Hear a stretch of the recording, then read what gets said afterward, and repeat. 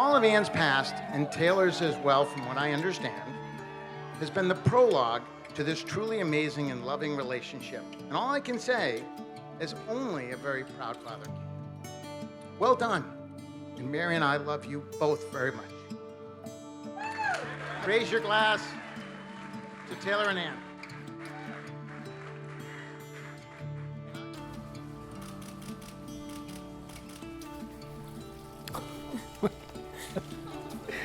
Look incredible. What do you think? You're extraordinary. Don't cry. So beautiful. Don't cry. Don't cry. You can see the earrings. Oh, you look. Okay, don't cry. Love you. I love you more. Well, to tell you the truth, I'm not sure what got us to this day. It was maybe weeks of COVID isolation or sheer boredom. Anne had moved back into her parents' house across the street, and it was the end of January. Anne had been wearing the same pajama pants that she had gotten for her 12th birthday. So the email went out.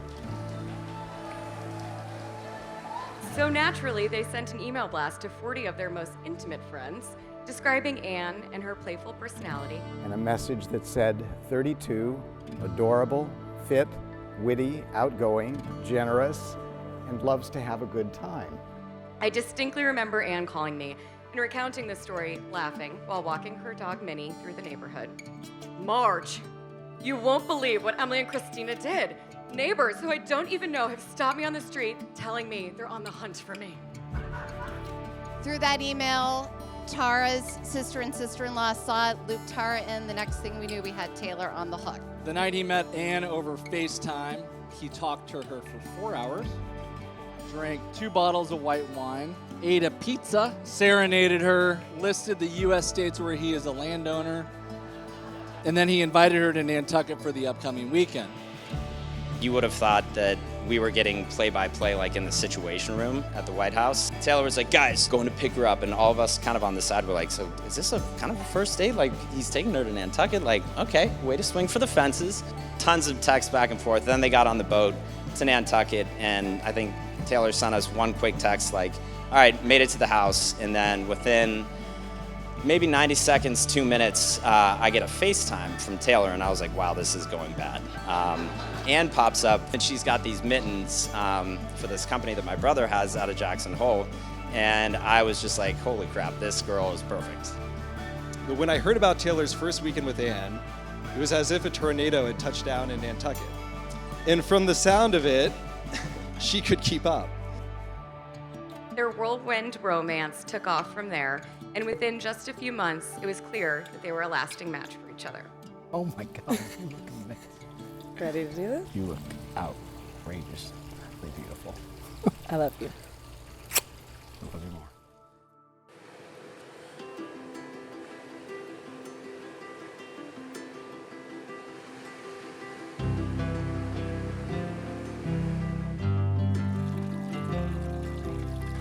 So here we are at Anne's gorgeous 7-event fabulous Sea Island wedding. Anne makes the best times even better, and her joyous positivity radiates through us all. Anne, you are a perfect accomplice for Taylor, and I'm so happy to now call you a great friend as well. You are such a fun, lovely, and exciting young woman. That was obvious when Alice and I first met you. First impressions are so important. And my takeaway, which I told Alice, was that you and Taylor should move straight to wedding. But at no point have I ever seen you happier than with Taylor Breed.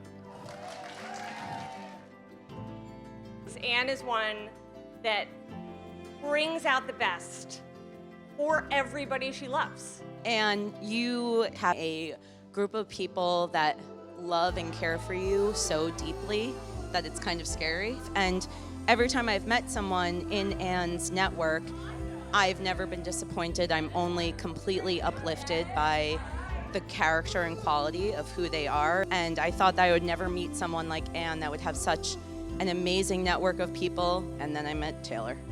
He always would, bring up someone that, and he's someone sophisticated, smart, someone that is thoughtful, kind, all of that stuff.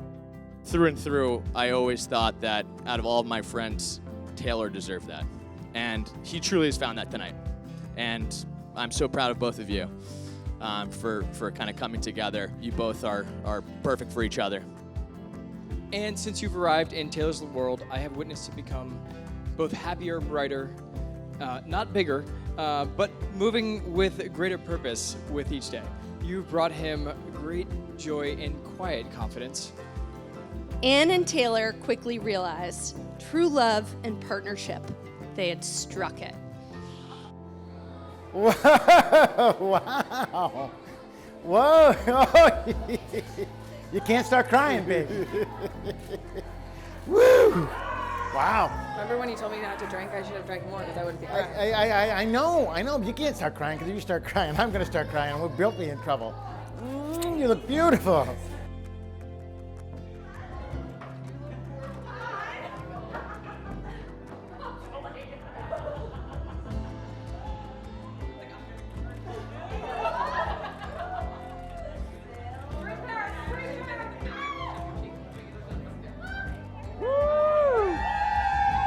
John, we spent a lot of time on this.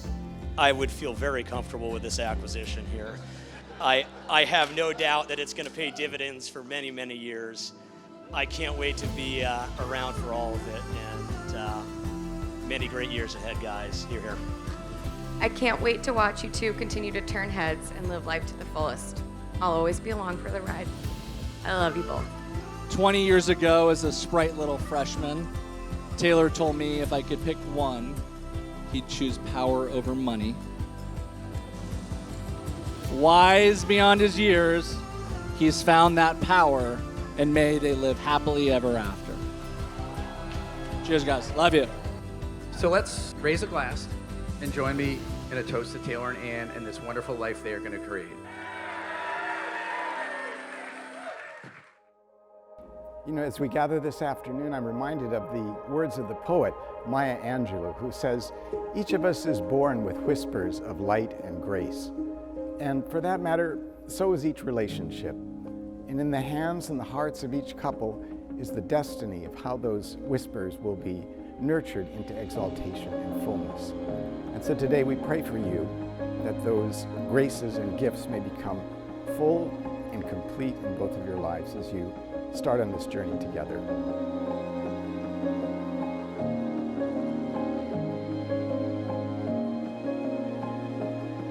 As we look back on the experiences that led to this day, it's not too difficult to see the hand of God in all these unlikely events coming together, including creating one of the best matches ever. What matters is, of course, that we're here now in this moment, in which Anne and Taylor will share their lives with one another and pronounce vows of commitment, in which they will say to the grace that is being offered to them, simply yes.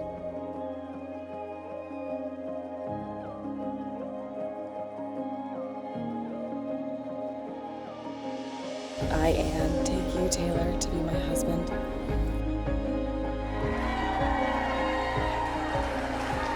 I, Taylor, take you, Anne, to be my wife. I promise to be good to you in good times and in bad. In sickness and in health. I will love you and honor you all the days of my life. I will love you and honor you all the days of my life.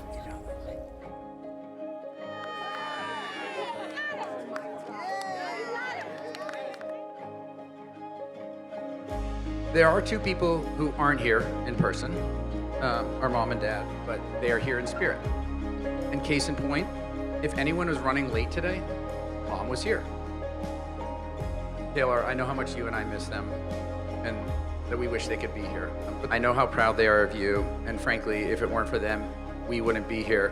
They've made us who we are, and they've impacted all of us in one way or the other. To Mom and Dad. You guys are so generous, but tonight you need to be selfish for a few points. Every 15, 20 minutes, just pause and look around. Take a mental picture. I mean, this is such a wonderful collection of friends and family. It's okay to be selfish and enjoy that moment.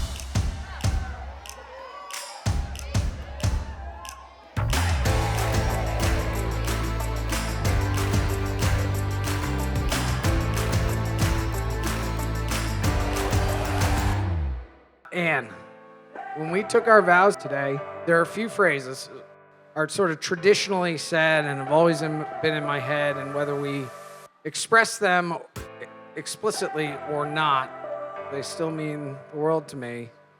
And they are in sickness and in health, and until death do us part. And unfortunately, I've witnessed, as has Alan, what that means with our parents. And I just wanted you to know, with that experience, those vows mean more to me than you will ever know. And my love for you is endless. So it is my pleasure to introduce to you Mr. and Mrs. Robert Taylor Breed.